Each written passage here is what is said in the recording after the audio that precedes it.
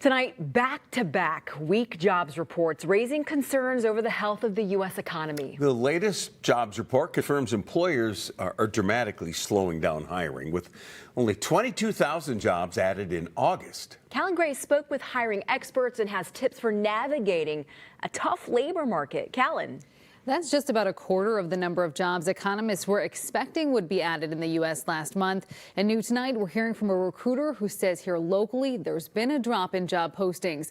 The market more competitive for those looking.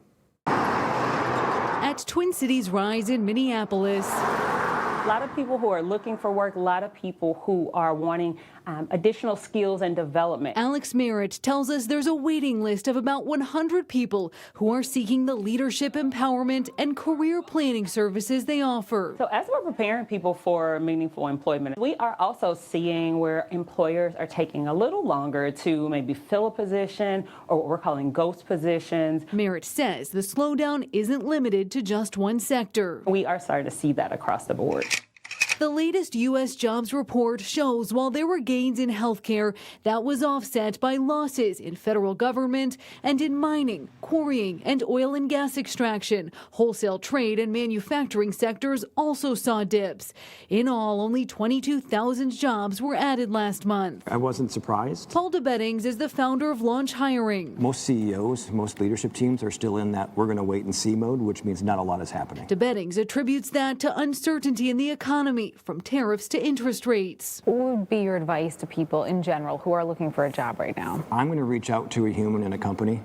So I'm going to apply for a job. I'm going to, whether it's I see it on Indeed or LinkedIn, and I'm actually going to apply on the company career page. I'm going to research a lot about the stability of the company. He suggests employers be transparent about the timeline for filling jobs they post.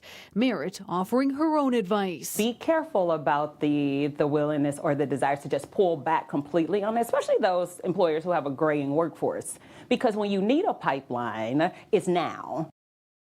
We asked DeBeddings if it's a good idea to take a new job right now, given there are layoffs happening. His advice is to do that research, assess your own family risk, and the cost of not taking the job. He expects what people are going through right now is what they'll see for the next 6 months to a year. Kevin. Callan Gray reporting tonight.